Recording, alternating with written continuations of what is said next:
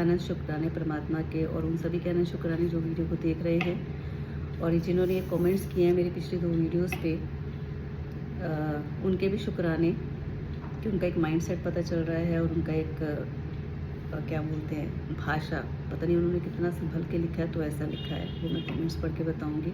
और कई कमेंट्स उन्होंने डिलीट कर दिए हैं। ये भी वीडियो मुझे इसलिए बनानी पड़ रही है क्योंकि ऐसा होता है कि जब आपके यहाँ पे गंदगी बढ़ जाती है ना, तो we need to clear that out. We can not ignore it. It's all up to you whether you ignore it और यू क्लीन दैट आउट। तो ज़्यादातर लोग बोलते हैं इग्नोर करो, छोड़ो, जस्ट इग्नोर इट। और मेरा भी शुरू से एक स्वभाव रहा है कि जब तक कोई उदात्तता या कोई ऐसा सुघड़ विषय नहीं है या ऐसी बात नहीं है, तो जिस चीज़ से प्रयोजन नहीं है उसे आप अनदेखा करो, छोड़ो उसको, उसमें जाने की ज़रूरत नहीं है। बट ये इग्नोर करना हर जगह पर सही नहीं होता, हर जगह पर सही नहीं होता। सीधा सीधा मैं बात पर आती हूँ कि यदि गंदगी आपके घर के बाहर है तो ठीक लगता है, वो गंदगी आपके घर के अंदर घुसती चली जाए, आपकी रसोई तक आ जाए, आपके मंदिर तक चली जाए, आपके कमरों में आ जाए, तो क्या आप उस गंदगी को देख करके भाग जाएंगे या उसको साफ़ करने का प्रयास करेंगे, या फिर उसके यूज़ टू हो जाएंगे कि ठीक है पड़े रहने दो, जिसको साफ़ करने को कर लेगा भाई, जिसको गंदगी महसूस होगी वही तो साफ़ करेगा। तो ये एक सांकेतिक भाषा हो गई, लेकिन अधिकतर लोग मुझे ये कह रहे हैं कि अगर इतनी गंदगी महसूस होती है तो चली जाओ ना यहाँ से, what are you doing here, why are you wasting your time. ये कमेंट्स में भी यही सब है, टाइम क्यों वेस्ट कर रही हो, तुम्हें नरक में भी जगह नहीं मिलेगी और अपने घर के काम में ध्यान दो, कुछ हो जाएगा तो ज़मानत भी नहीं मिलेगी ज़िंदगी भर के लिए, वगैरह वगैरह। तो देखो ये बात है मानसिकता की। It's all state of mind, how you see the things, it's all up to you. आपका क्या दृष्टिकोण है, दृष्टि में ही सृष्टि है। और इसी में एक कमेंट और था कि हाँ ज्ञान की बातें तो बहुत करती हो, तो क्यों टाइम ख़राब कर रही है, घर के काम में ध्यान दे ले। तो ये कुछ जो कमेंट्स हैं, that one is a school going child, school going child. और मुझे हंसी इस बात पे आ रही है कि बताओ स्कूल गोइंग चाइल्ड मुझे बता रहा है घर के काम कर ले। ये वो हैं जिनको मैंने गोद में खिलाया है, रिश्तेदार हैं, बच्चे हैं सारे, ठीक है। लेकिन हंसी मुझे इस बात पर आ रही है कि जो चीज़ स्पष्ट दिख रही है, the body language, the gesture, a particular person who is coming out from the car and he is not in his own consciousness due to addictions, and the other hand, on the other side, the lady who's bindas walk, अभी तो बड़ी control walk है उस video में, it shows everything, it shows everything। मैं भी अगर सामने में कैमरे में बैठ कर के बात कर रही है, कुछ भी है, सब स्पष्ट है। इट डिपेंड्स कि सामने वाला आपको कैसे देख रहा है, वो कितना सच को, सही को एक्सेप्ट कर पा रहा है, डाइजेस्ट कर पा रहा है। नहीं कर पाएगा तो वो इसी तरह के कमेंट्स करेगा। और मैं चाहती हूँ कि ये लोग जो कमेंट्स कर रहे हैं मेरी पूरी वीडियोस देखें, सारी देखें, सारी देखें। और परमात्मा से प्रार्थना है कि इनमें से कोई 2-3 लोग ऐसे निकल जाए जिनमें वास्तविक स्त्री तत्व हो, वास्तविक पौरुष हो, जो वास्तव में सही को सही और गलत को गलत देख पाए।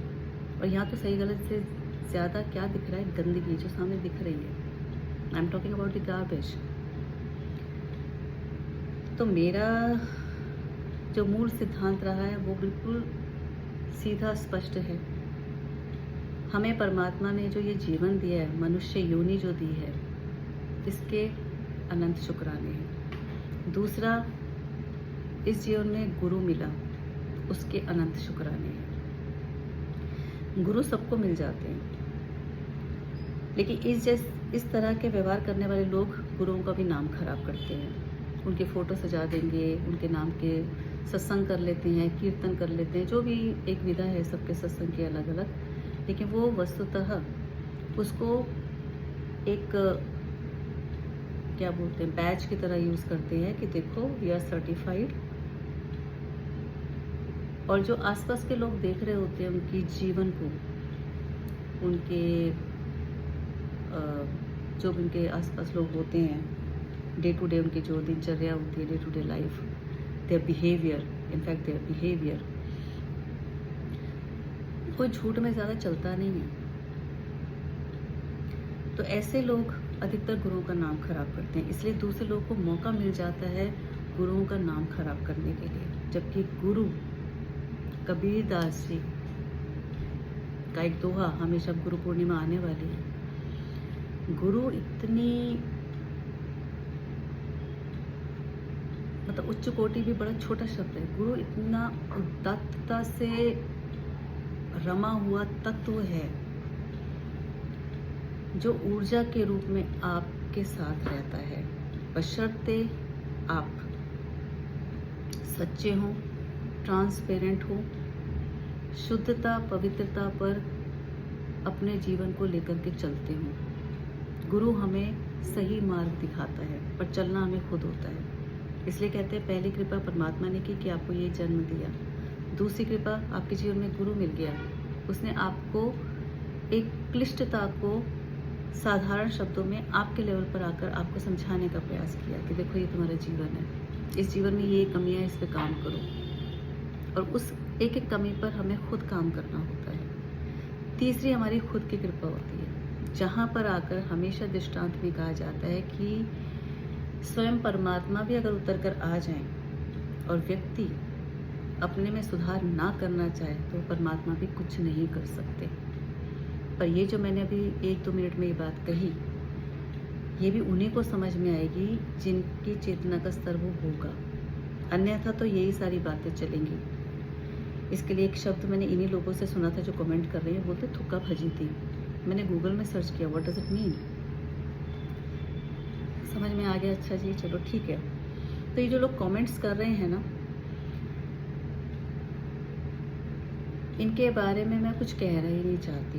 मैं तो बस इनके लिए प्रे कर रही हूँ कि भगवान, ये जो बच्चे आ गए हैं कमेंट्स करने के लिए, भैया अगर ये इनके साथ जुड़े रहे, it means they are spoiled, because the particular 2 people जिनके बारे में बात चल रही थी, और मैंने बताया भी कि ये मुझे अपने सर्वाइवल के लिए चीज़ डालनी पड़ी है, तो उन 2 लोगों ने तो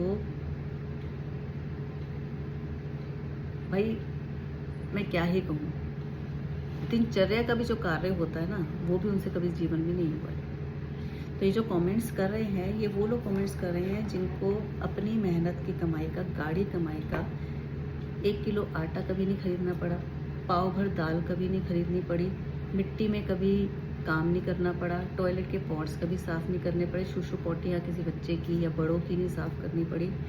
और ये जो जिनकी मैं बात करूँ नशे वाले, उनकी तो मैंने पॉटी भी साफ़ की है, उनकी उल्टी को इन हाथों में भी लिया है।